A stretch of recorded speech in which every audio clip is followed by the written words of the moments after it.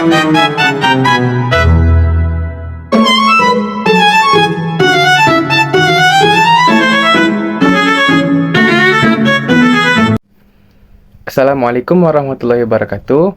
Halo teman-teman semua. Pada kesempatan kali ini, kami akan membahas tentang 7 manajemen tools dalam pengendalian mutu. Dalam upaya meningkatkan kualitas, maka lembaga atau organisasi tidak hanya membutuhkan data, tetapi juga membutuhkan alat atau metode untuk mengelola serta menganalisis data tersebut secara sistematis. Nah, disinilah peran 7 manajemen tools tersebut, yaitu 7 alat yang digunakan untuk membantu mengidentifikasi masalah, mencari solusi, serta meningkatkan kualitas secara berkelanjutan. Ketujuh alat tersebut adalah Affinity Diagram, Interrelationship Diagram, Tree Diagram, Matrix Diagram, Prioritization Matrix, PDPC, dan Arrow Diagram. Selanjutnya akan kami menjelaskan masing-masing tools tersebut secara lebih rinci.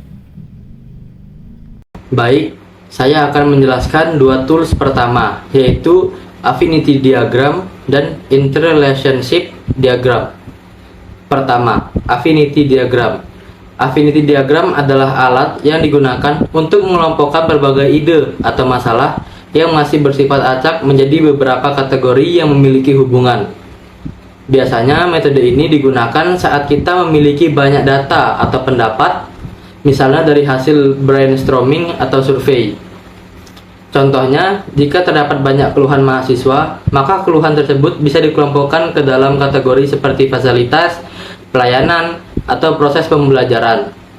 Dengan demikian, informasi yang awalnya tidak struktur menjadi lebih rapi dan mudah dipahami. Kedua, Interrelationship Diagram.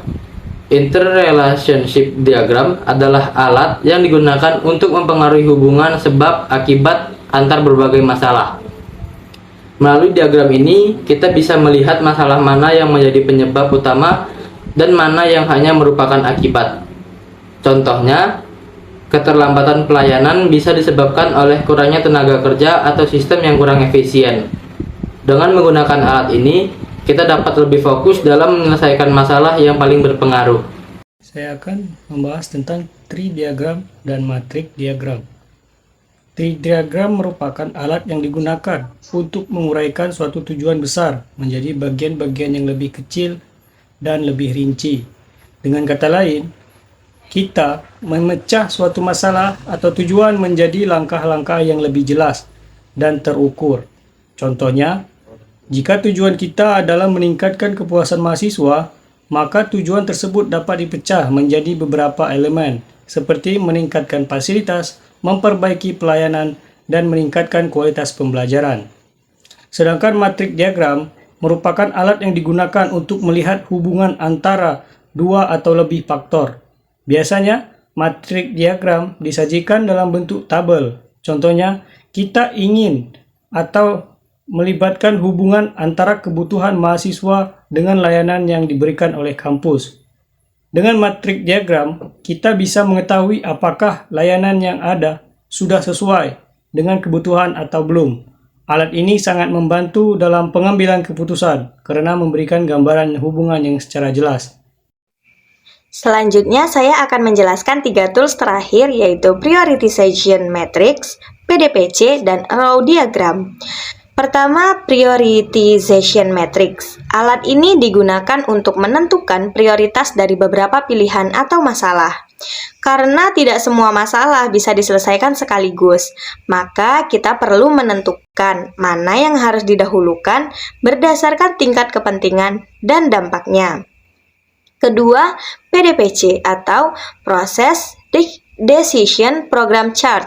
PDPC adalah alat yang digunakan untuk merencanakan langkah-langkah dalam suatu kegiatan serta mengantisipasi kemungkinan hambatan yang bisa terjadi. Dengan PDPC, kita tidak hanya membuat rencana, tetapi juga menyiapkan solusi jika terjadi masalah di tengah proses. Ketiga, Arrow Diagram. Raw diagram itu adalah alat yang digunakan untuk merencanakan urutan kegiatan dalam suatu proyek, termasuk waktu yang dibutuhkan untuk setiap langkah. Melalui diagram ini, kita bisa mengetahui alur pekerjaan secara jelas serta menentukan waktu penyelesaian yang lebih efektif.